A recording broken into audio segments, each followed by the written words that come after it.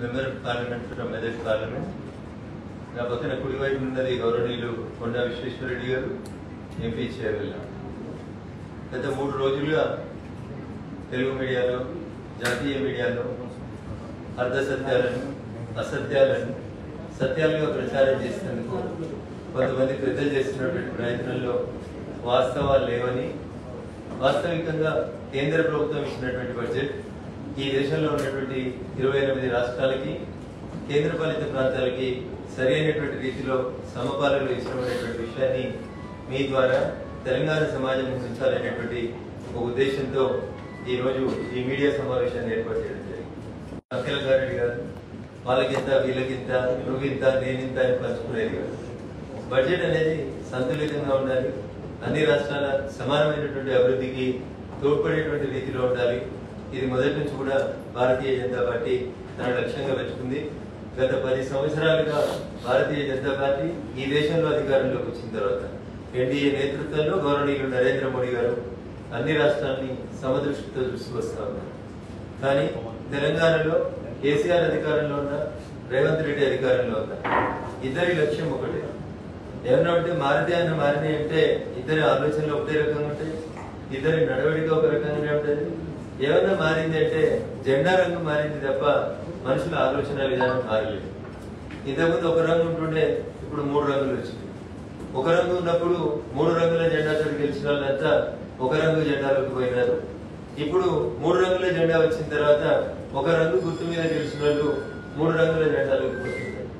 ఏమి మారాను అంటే దానం కాంగ్రెస్ నుంచి టీఆర్ఎస్ కు మారాను, టీఆర్ఎస్ నుంచి కాంగ్రెస్ కు మారాను తప్ప రంగులు మారాను, వేషం మారాను, భాష మారాను తప్ప భారతీయ జనతా పార్టీ పట్ల, కేంద్ర ప్రభుత్వం పట్ల, తెలంగాణ రాష్ట్ర ప్రభుత్వం యొక్క ఆలోచన విధానంలో 1% కూడా మార్పు రాలేదని చెప్పడానికి నేను చింతిస్తా ఉన్నాను.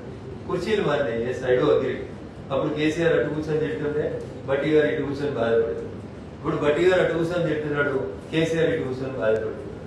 కుడి ఎడమైంది, ఎడమ కుడైంది, అధికారం ప్రతిపక్షమైంది, ప్రతిపక్షం పాలకపక్షమైంది తప్ప ఏం మారింది అంటే ఇద్దరి ఆలోచన విధానంలో కూడా ఎక్కడ కూడా 1 ఇంచు కూడా మార్పు కనవలేదని చెప్పడానికి చంద్రశేఖరరావు గారి నడవడిక.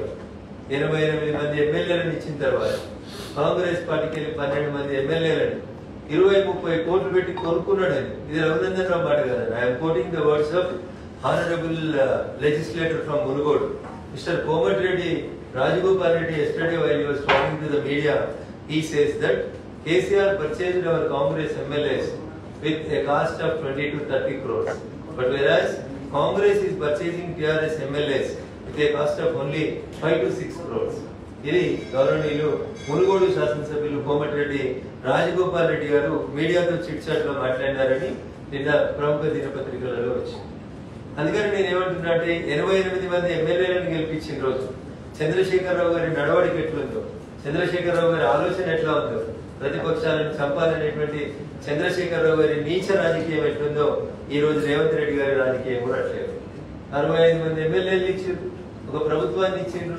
మీరు చెప్పినట్టు మీ ఆలోచనలకు అనుగుణంగా ప్రభుత్వాన్ని నడిపించాల్సిన మీరు ప్రతి మహిళకి 2500 రూపాయలు ఇస్తాన్నారు. సంవత్సరానికి లెక్క పెడితే 30,000 రూపాయలు అయిపోయింది. ఏడున్నాయి ఈరోజు 30,000 రూపాయలు మహిళలకి ఇచ్చేటువంటి డబ్బుల్ని మీరు బడ్జెట్ లో కేటాయించింది ఎంత? పోతే రెండో మాట, మా ప్రభుత్వం రైతన్నల కోసం పనిచేస్తుంది అని చెప్తారు బట్టి గారు.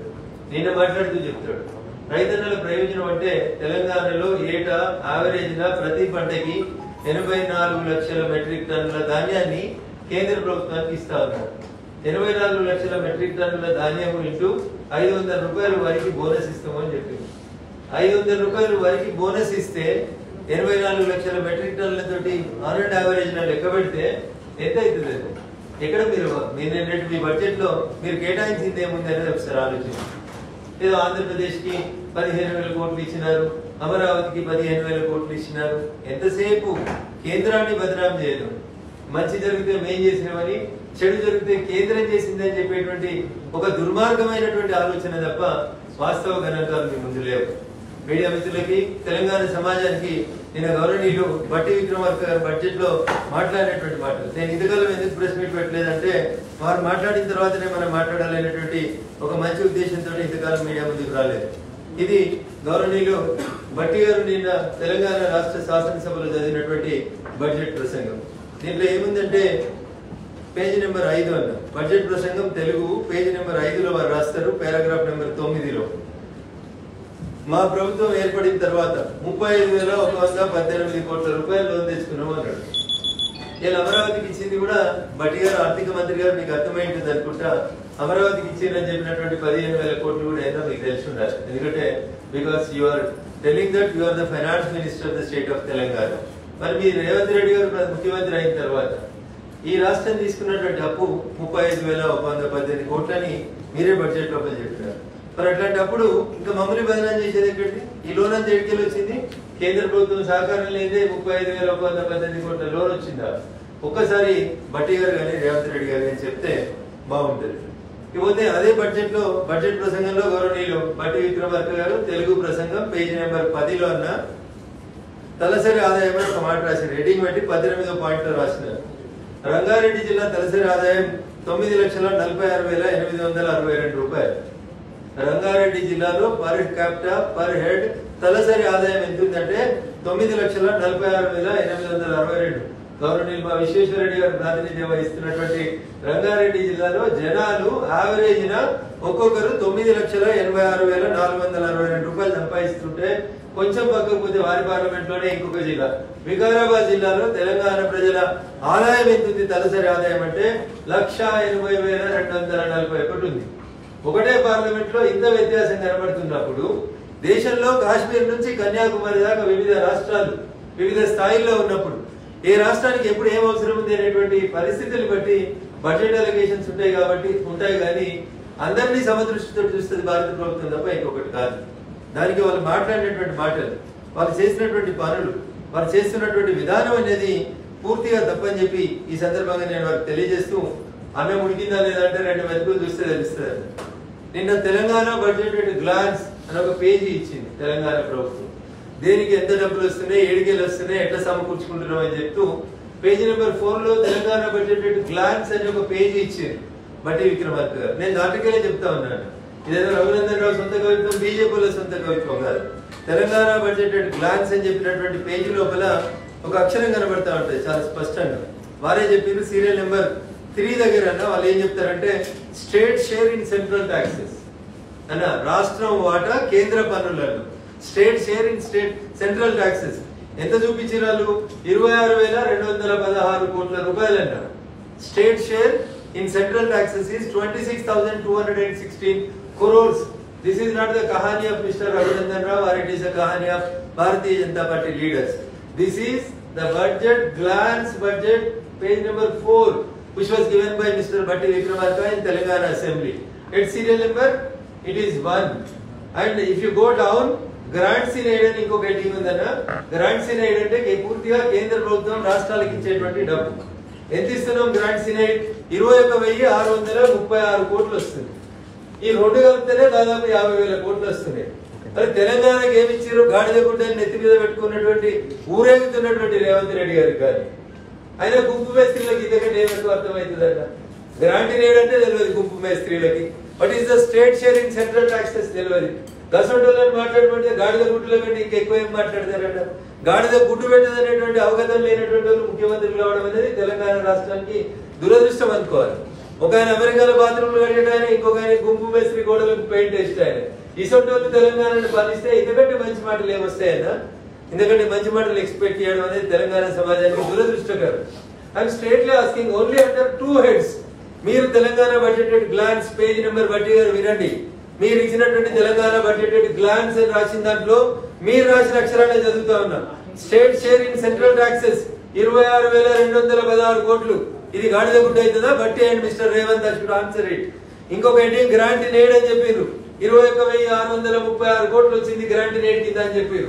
ఆంధ్రప్రదేశ్ కి ఇచ్చింది ఎంత? 15,000 కోట్ల మీరు చెప్తా ఉంది. మళ్ళీ ఇది గాడిద గుడ్డ అవుతుందా? ఒకసారి చెప్పాలి. ఆలోచన లేని మాటలు, అర్థరహితమైనటువంటి మాటలు. కేసీఆర్ ముఖ్యమంత్రిగా, బట్టి ప్రతిపక్ష నాయకుడిగా ప్రతిరోజు అసెంబ్లీలో బీజేపీని ఎట్లా తిట్టిరో ఇవాళ కుర్చీలు మార్చుకొని బట్టి అటు కూర్చొని కేసీఆర్ ఇటు కూర్చొని కూడా కేంద్రం ఏమి ఇస్తలేదు, గాడిద గుడ్డి ఇచ్చింది.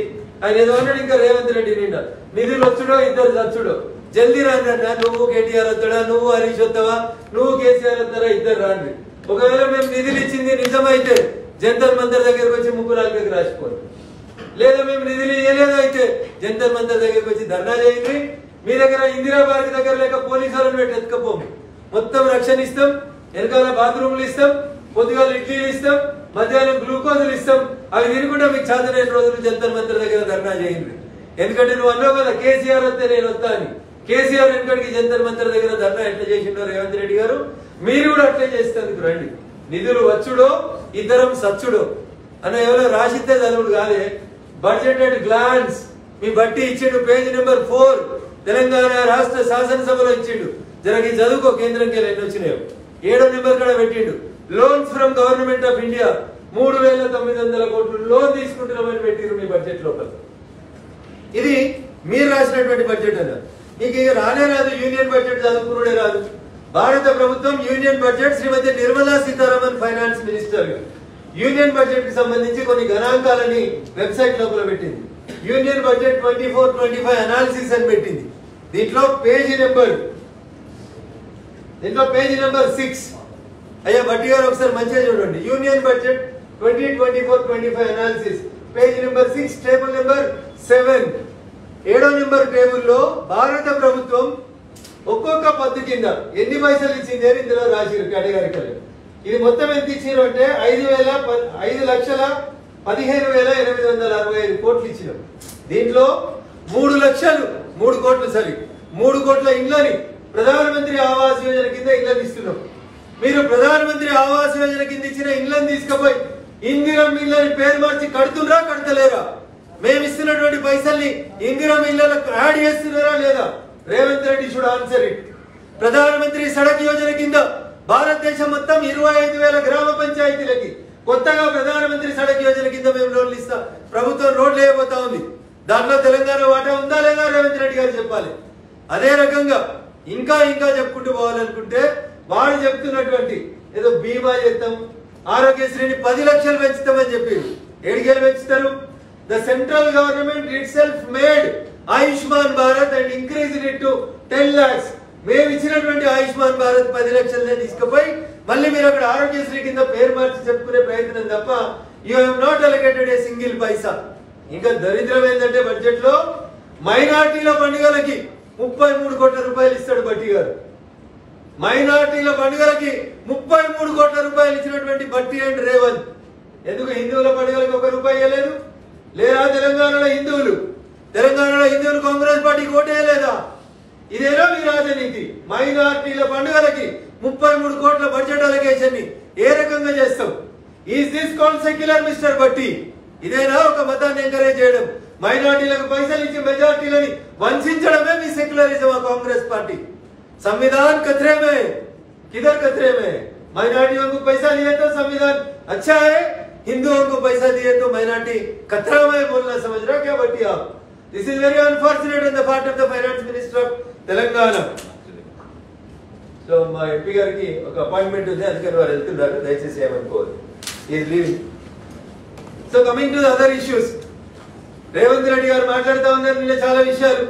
నేను మూసీ కోసం 1,00,000 కోట్లు అడిగినా, నేను సూటిగా అడుగుతున్నా రేవంత్ రెడ్డి గారు, తెలంగాణ ముఖ్యమంత్రి గారు, కాంగ్రెస్ ప్రభుత్వం కాళేశ్వరానికి 1,00,000 కోట్లు కావాలని కేసీఆర్ ఎట్లయితే డిపిఆర్లు ఇవ్వకుండా కేంద్ర ప్రభుత్వాన్ని బదనాం చేసిండో అట్లే ఈ రోజు రేవంత్ రెడ్డి 1,00,000 కోట్లు కావాలంటాడు. The day when he started Musi ప్రక్షాళన అని మాట్లాడిన రోజు రేవంత్ రెడ్డి గారి నోట్లోంచి వచ్చిన మాటలు 50,000 కోట్లు అయితే సరిపోతాయో అన్నాడు. 3 నెలలు దాటిన తర్వాత రేవంత్ రెడ్డి గారి నోటికి వచ్చిన మాటలు మూసీ ప్రక్షాళనకి 70,000 కోట్లు కావాలని అడుగుతున్నాడు. బడ్జెట్ కి వచ్చేసరికి రేవంత్ రెడ్డి గారు మూసీ ప్రక్షాళనకి 1,00,000 కోట్ల రూపాయలు కావాలని అడుగుతున్నాడు. My question is straight to the Telangana government and the Honorable Chief Minister of Telangana. నువ్వు డిపిఆర్ ఇచ్చినవా రేవంత్ రెడ్డి? మూసీ ప్రక్షాళనకి నీ దగ్గర డిపిఆర్ ఉందా? డిపిఆర్ తయారు చేసినవా? డీటెయిల్డ్ ప్రాజెక్ట్ రిపోర్ట్ తయారు చేయకుండా 1,00,000 కోట్లు ఇస్తే కాళేశ్వరాన్ని ఆయన ఏటీఎంగా మార్చుకుంటే రేపు మూసీ ప్రక్షాళనని రేవంత్ రెడ్డి అనే కమిషన్ల కోసం, కాంట్రాక్టర్ల కోసం, ఎమ్మెల్యేల కొనుగోలు కోసం వాడాలనుకుంటున్నాడు తప్ప ఈ డోంట్ హావ్ ఎనీథింగ్. దీంట్లో ఆయనకి ఏం ఆలోచన లేదు, లక్ష్యం లేదు. ఆయనకున్న ఒకే ఒక ఆలోచన డబ్బులు ఎట్లా తీసుకోవాలి, డబ్బులు ఎట్లా దోసుకోవాలి అనేటువంటి ఆలోచన తప్ప ఇంకొకటి లేదని చాలా స్పష్టంగా చెప్పదలుచుకున్నాం ఈ సందర్భంగా. ఫసల్ బీమా యోజనలో చేరుతాం, నేను చెప్పలేదు. ఫసల్ బీమా యోజనలో చేరుతామని నిన్న బట్టి చెప్పినాడు. ఎక్కడిది ఫసల్ బీమా యోజన? కేంద్ర ప్రభుత్వం ఇస్తలేడా? ఫసల్ బీమా యోజన కింద మేము ఇచ్చినటువంటి పైసలు కావా? మీరు ఇంకా చెప్పారు ఏమని? కౌలు రైతులకు కూడా 1200 రూపాయలు 12,000 రూపాయలు ఇస్తామన్నారు ఏడాదికి. ఒక్క రూపాయి బట్టి గారు ఒక్క రూపాయి కౌలు రైతుల కోసం ఇచ్చిర్రా? నేను ఇందాక అడిగిన మహిళలకు ఇస్తాను 2,500 సంవత్సరానికి 30. తెలంగాణ జనాభా 4.5 కోట్లు అనుకుంటే ఆ 4.5 కోట్లలో కనీసం 2,25,00,000 మంది మహిళలు ఉంటే ఎలిజిబిలిటీ ఉన్న వాళ్ళు 1 కోటి మంది అని ఉంటారు కదా. కనీసం ఎలిజిబిలిటీ ఉన్న మహిళలు 1 కోటి మంది ఉంటారు.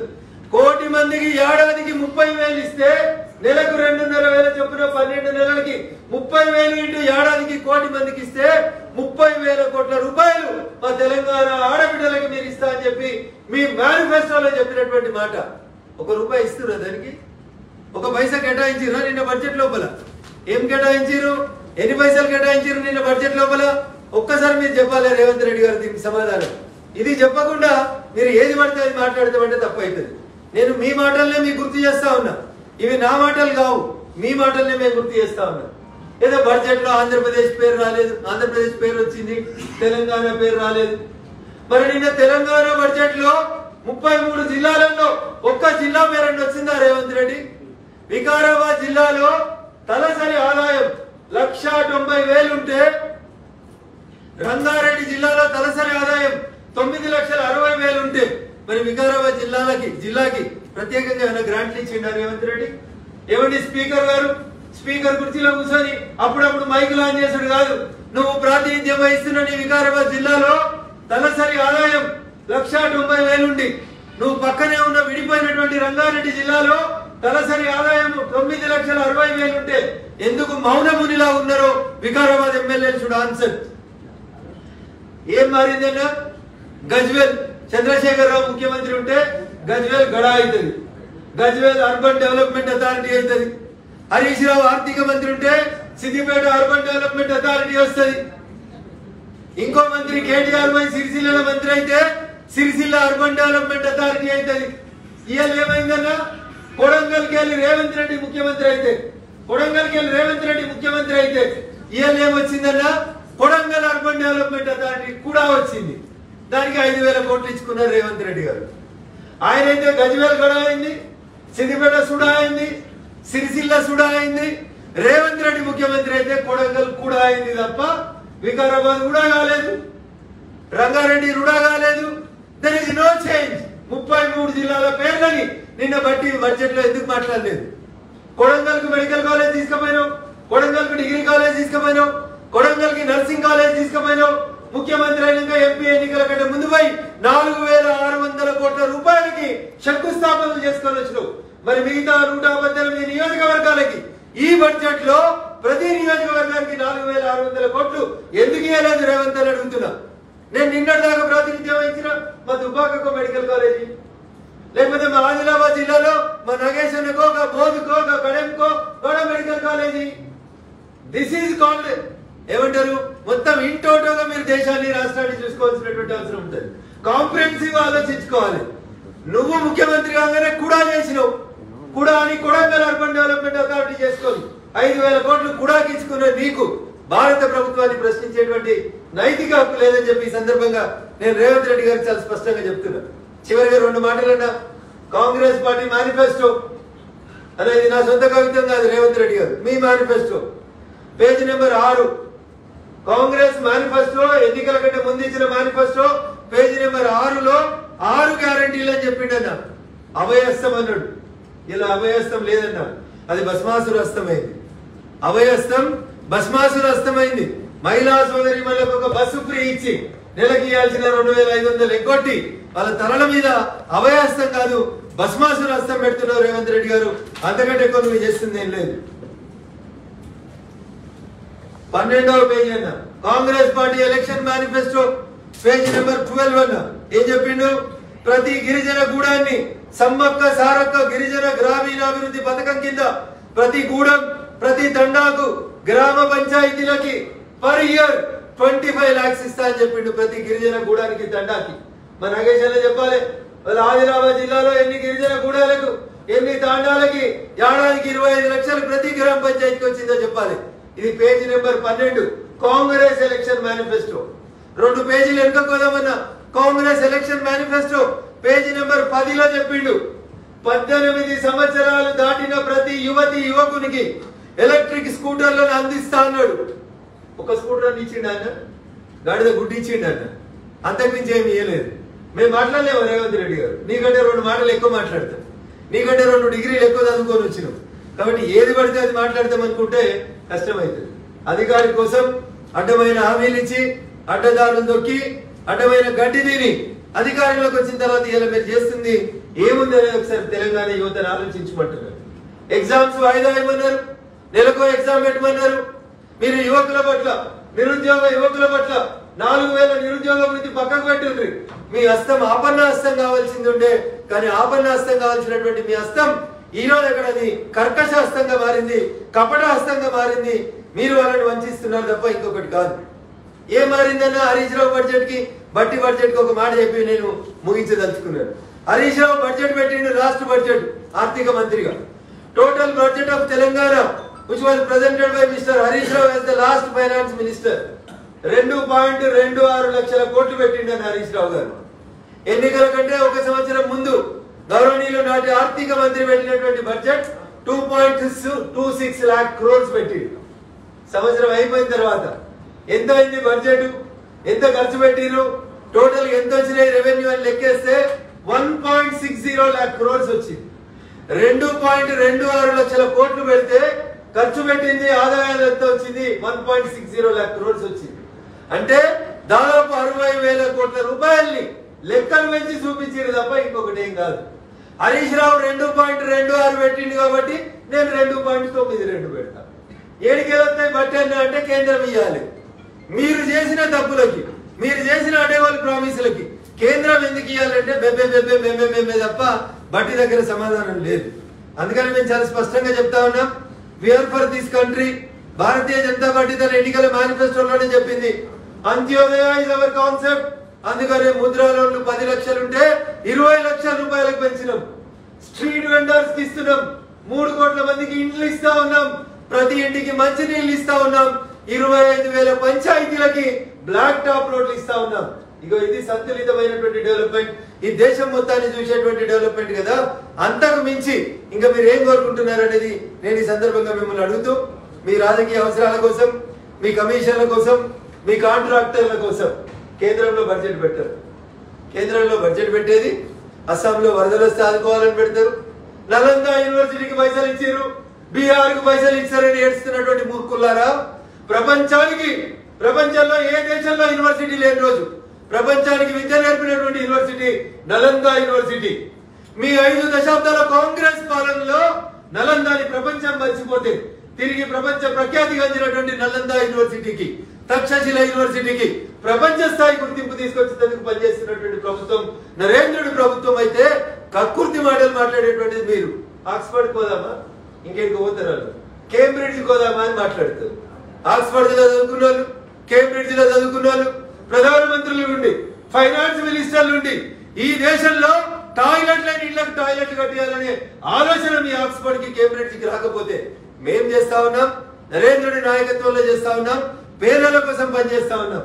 నిన్నేదో మాట్లాడిరు, ఎంపీ ఎన్నికలలో 0 సీట్లు వచ్చినోడు, గాడిద గుడ్డు పెట్టినోడు, తోలు గుడ్డు పెట్టినోడు కూడా ఢిల్లీకి వచ్చి ధర్నా చేస్తాడట. ఎన్ని చీరాలకి ఎంపీ ఎలక్షన్లలో 0 లేదా 1 అని మీడియా చెప్తే ఆ 1 కూడా ముందుకొచ్చినోడు ఈ రఘునందన్ మాట్లాడుతుండే ఇలా మీ ముందు. 0 పార్లమెంట్ ఎన్నికలలో తోలుగుడ్డు గాడిద గుడ్డు పెట్టినటువంటి కేటీఆర్ కూడా మాట్లాడుతా ఉన్నాడు, ఢిల్లీకి వచ్చి ధర్నా చేస్తామని చెప్పి. రెఫరెండం అని చెప్పిండి ఇంకొక ఆయన 14 గెలుస్తా అన్నాడు, 16 గెలుస్తా అన్నాడు, సగం సీట్లకే పరిమితమైండు. ఈ గుడ్డు సున్నాలు పెట్టిన వాళ్ళు, గాడిద గుడ్లు పెట్టిన వాళ్ళు వీళ్ళు తెలంగాణలో భారతీయ జనతా పార్టీని ప్రజలు ఆదరించి మోడీ గారి నాయకత్వాన్ని బలపరిచి 8 మంది ఎంపీలను మమ్మల్ని గెలిపించి పంపిస్తే ఏం చేస్తున్నారని ఓటింగులు పెట్టుకున్నారు. చంద్రశేఖరరావు ఓటింగులు పెడితే తిట్టిన రేవంత్ రెడ్డి, చంద్రశేఖరరావు పేపర్లో ప్రకటనలు ఇస్తే గొంతు చించుకున్న రేవంత్ రెడ్డి, ఇలా నువ్వేం చెప్తున్నావు? యాడికి పెట్టినావు? తెలంగాణకి 8 మంది బీజేపీలు ఎంపీలు ఉంటే 0 పైసలు వచ్చినామని పెట్టావు. ఏం తింటురా? అన్నం తింటురా? ఇంకేమైనా తింటురా? అశుద్ధం తింటురా? నేను ఎట్లా రాస్తావు మరి? సెంట్రల్ గ్రాంట్ నేడు 26,000 కోట్లు ఎట్లా రాసినావు నువ్వు? బడ్జెట్ గ్లాన్స్ లో ఎట్లా రాసినావు? అది గ్రాంట్ నేడు ఎట్లా ఇచ్చింది ప్రభుత్వం? అదెందుకు గుర్తుండలేదు మీకు అనేది ఒకసారి అర్థం చేసుకోవాలని చెప్పి కాంగ్రెస్ మిత్రులకు చెప్తూ నేను తెలంగాణ సమాజానికి సవినయంగా చేసినటువంటి అప్పీల్ ఒకటే, మాకు వీళ్ళు వాళ్ళని తేడా లేదు, అన్ని రాష్ట్రాలని సమదృష్టితో చూస్తాం. నీతి ఆయోగ్ మొట్టమొదటి మీటింగ్ లో గౌరవ ప్రధానమంత్రి ఈ దేశ ప్రధాని నరేంద్ర మోడీ గారు ఒక మాట చెప్పారు. ఏమని? నేను టీమిండియా కెప్టెన్ గా 28 మంది రాష్ట్రాల ముఖ్యమంత్రులు ప్లేయర్లుగా అన్ని రాష్ట్రాలు సమగ్రంగా సంతులితంగా సమదృష్టితోటి అభివృద్ధి చెందిన రోజే ఈ దేశం బాగుంటుంది అని చెప్పినాం. అస్సాంలో వరదలు వస్తే పైసలు ఇచ్చినాం, సిక్కింలో వరదలు వస్తే పైసలు ఇచ్చినాం, ఉత్తరాఖండ్ లో వరదలు వస్తే పైసలు ఇచ్చినాం, బీహార్ కి వరదలు వస్తే పైసలు ఇచ్చినాం, తెలంగాణలో కూడా వరదలు వస్తే మీరు ప్రాజెక్టు పంపిస్తే అక్కడ ఎంత నష్టం జరిగిందో రిపోర్ట్ పంపిస్తే తెలంగాణ కూడా పైసలు ఇచ్చినాం. కానీ మీకు పెద్ద మనసు లేదు, కుచిత మనసు, చిన్న మనసు. మనసులు చిన్నగానే ఉన్నారు, సైజు చిన్నగానే ఉన్నది, దిమాగ్ కూడా చిన్నగానే ఉన్నది, ఆలోచనలు కూడా చిన్నగానే ఉన్నాయి అని చెప్పి ఈ సందర్భంగా తెలియజేస్తూ 33 జిల్లాల పేర్లని బడ్జెట్ లో చదివిన మీరు 158 నియోజకవర్గాలకి కూడా ఏర్పాటు చేయలేని నువ్వు 158 నియోజకవర్గాలకి కొడంగల్ కి తీసుకుపోయినట్టు 4,600 కోట్లు ఇవ్వలేని నువ్వు రంగారెడ్డి పాలమూరుకి పైసలు ఏవేని అడుగుతున్నావు? Where is the DPR mister Revanth? నీ దగ్గర డిపిఆర్ ఉంటే రేపు తీసుకొని రా. మూసీ నది డిపిఆర్, పాలమూరు రంగారెడ్డి డిపిఆర్ తీసుకొని రా. ఒక అఖిలపక్షం పెట్టు, 17 మంది ఎంపీలను తీసుకొని పో. Will fight for the cause of the Telangana. నువ్వు జై తెలంగాణ అనన్నాడు, మేమంతా జై తెలంగాణ అన్నోళ్ళం బిడ్డ. మీరంతా నై తెలంగాణ బ్యాచ్ అయితే మేమంతా జై తెలంగాణ బ్యాచ్. అందుకని మాట్లాడేటప్పుడు మాట జాగ్రత్తగా రావాలని ఈ సందర్భంగా రాష్ట్ర ముఖ్యమంత్రి గారికి సవినయంగా తెలియజేస్తూ మేము అధికారంలోకి వచ్చినాక 50% ఎంఎస్పీ పెంచినాం. ఆన్ ది ఫ్లోర్ గౌరవనీయులు ఆర్థిక మంత్రి గారు చెప్పారు. 1.52 లక్షల కోట్లు వ్యవసాయానికి ఇచ్చినాం. దేశం మొత్తం మీద 1000 ఐటీఐలని స్కిల్ డెవలప్మెంట్ కోసం అప్గ్రేడ్ చేస్తామని చెప్పినాం. హైయర్ ఎడ్యుకేషన్ కోసం లోన్లని 10 లక్షల రూపాయలకు పెంచుతామని చెప్పినాం. 2.66 2,66,000 కోట్ల రూపాయల్ని రూరల్ డెవలప్మెంట్ కోసం ఇచ్చినాం. మీరు ఉచిత కరెంట్ ఇచ్చి ఇబ్బంది పెడతా ఉంటే మేము చెప్పినాం ప్రతి ఇంటి మీద సోలార్ యూనిట్ పెట్టుకోండి, 300 యూనిట్ల కరెంట్ ఇస్తామని చెప్పినాం. దీనికోసం ఇప్పటిదాకా దేశవ్యాప్తంగా 1.28 crores లబ్ధిదారులు దరఖాస్తులు పెట్టుకున్నారు. ప్రధానమంత్రి గ్రామీణ సడక్ యోజన కింద నేను ఇందాకనే చెప్పినట్టు 25,000 హ్యాబిటేషన్స్ రూరల్ హ్యాబిటేషన్స్ కి రోడ్లు ఇస్తా ఉన్నాం, నలందన్ డెవలప్ చేస్తా ఉన్నాం, టూరిజాన్ని డెవలప్ చేస్తా ఉన్నాం. అందుకని విమర్శించేటప్పుడు ఒక్క ఏళ్ళు మా దిక్కు చూపిస్తే 4 ఏళ్ళు నీ దిక్కు చూపిస్తున్నటువంటి విషయాన్ని కాంగ్రెస్ పార్టీ పెద్దలు గమనించాలని చెప్పి ఈ సందర్భంగా తెలియజేస్తూ తెలంగాణ రాష్ట్ర అభివృద్ధికి, తెలంగాణ రాష్ట్రం కూడా మిగతా రాష్ట్రాల్లో అభివృద్ధి చెందాలనేటువంటి మాటకి గౌరవ ప్రధానమంత్రి నరేంద్ర మోడీ గారు కట్టుబడి ఉన్నారు. కాబట్టి అవాకులు చవాకులు వేలొద్దు. కాంగ్రెస్ బీఆర్ఎస్ 2 ప్రభుత్వాల పాలన చూసిరు కాబట్టి నేను తెలంగాణ సమాజానికి, తెలంగాణ ప్రజలకి, ఓటర్లకు ఒక సవినయమైన అప్పీల్ చేస్తున్నా. నేను ఇందాక చెప్పినట్టు ఇటున్న కేసీఆర్ ఇటు వచ్చిండు, ఇటున్న బట్టి ఇటు వచ్చిండు. ఏం మారలేదు, భాష మారలే, వేషం మారలే. కాకపోతే బట్టి తోతి కట్టుకొని నటన చేపిస్తా ఉన్నాడు. అంతకుమించి కొత్తగా మారింది ఏం లేదు. కుర్చీలు మారినాయి, జెండాలు మారినాయి, జెండాల రంగులు మారినాయి. ఈ 2 జెండాలను చూసిరు కాబట్టి తెలంగాణ సమాజమా విజ్ఞతతో ఆలోచించమని నేను సవినయంగా అప్పీల్ చేస్తున్నాను. భారతీయ జనతా పార్టీ మాత్రమే తెలంగాణ రాష్ట్రానికి శ్రీరామ రక్ష. అందుకని దయించి భవిష్యత్తులో ఎప్పుడు ఈ రాష్ట్రానికి ఎన్నికలు వచ్చినా భారతీయ జనతా పార్టీని ఆశీర్వదించుర్రి. ఈ తప్పుడు మాటలు మాట్లాడేటువంటి ఆ రవంత్ రెడ్డికి, ఈ కేసీఆర్ అనే ఆయనకి ఇద్దరికి కూడా గుణపాఠం చెప్పాలని చెప్పి నేను తెలంగాణ సమాజానికి సవినయంగా అప్పీల్ చేస్తా ఉన్నాను. Thank you.